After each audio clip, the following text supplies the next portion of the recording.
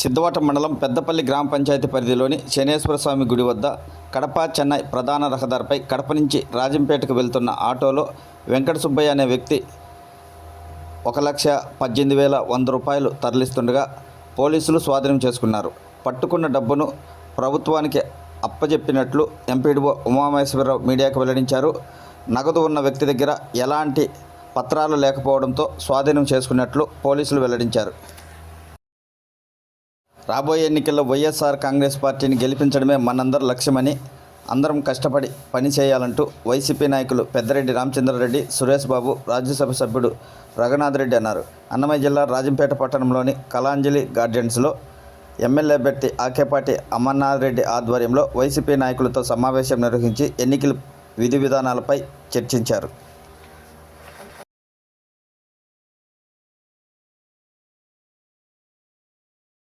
Rayachoti municipality పరిధిలో MLA అభ్యర్థి మండిపల్లి రాంప్రసాద్ రెడ్డి కుటుంబ సభ్యులు ఎన్నికల ప్రచారం నిర్వహించారు. ఈ సందర్భంగా 6వ వార్డులో బీడీ మహబూబ్ బాషా ఆధ్వర్యంలో ఆయన అనుచరులు, పలువురు మైనార్టీ సోదరులు హరితమ్మ సమక్షంలో తెలుగుదేశం పార్టీలో చేరారు. వీరందరికీ కండువా వేసి పార్టీలోకి ఆహ్వానించారు. ఎమ్మెల్యే సతీమణి హరితమ్మ విజయమే లక్ష్యంగా అందరూ పనిచేయాలని ఆమె సూచించారు. వైఎస్ఆర్ కాంగ్రెస్ పార్టీ అధికారంలోకి వచ్చి జగన్మోహన్ రెడ్డి ముఖ్యమంత్రి అయ్యాక మహిళలు ఆర్థికంగా ఎదగడానికి అనేక సంక్షేమ పథకాలు అమలు చేస్తూ ప్రతి గ్రామం అభివృద్ధి చేశాడని వైసీపీ యువ నాయకుడు ఆదిత్యారెడ్డి అన్నారు. కడప జిల్లా బద్వేల్ మున్సిపాలిటీ పరిధిలోని విద్యానగర్లో ఎన్నికల ప్రచారం నిర్వహించారు. మంచి పరిపాలన కావాలంటే ఫ్యాన్ గుర్తుకు ఓటేసి గెలిపించాలని ప్రజలకు ఆయన సూచించారు.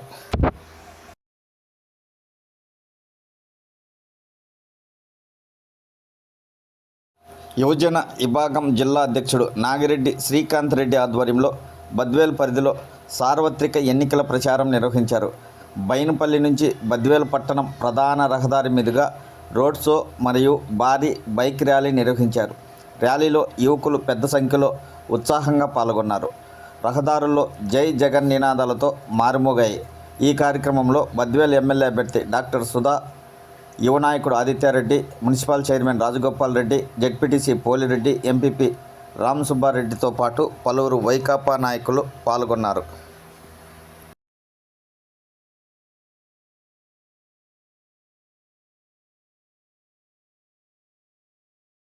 కడప జిల్లా ఒంటిమిట్ట శ్రీ కోదండరాముని బ్రహ్మోత్సవాలు అంగరంగ వైభవంగా జరుగుతున్నాయి.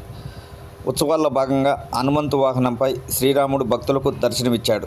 పురవీధుల్లో స్వామివారి ఊరేగింపు వైభవంగా జరిగింది. ఈ సందర్భంగా పలువురు భక్తులు పాల్గొని కాయకర్పూరం సమర్పించి స్వామివారికి ప్రత్యేక పూజలు చేశారు. ఊరేగింపు సమయంలో మహిళల కోలాటాలు, కేరళ డ్రమ్స్ వాయిద్యాలు భక్తులను ఆకట్టుకున్నాయి.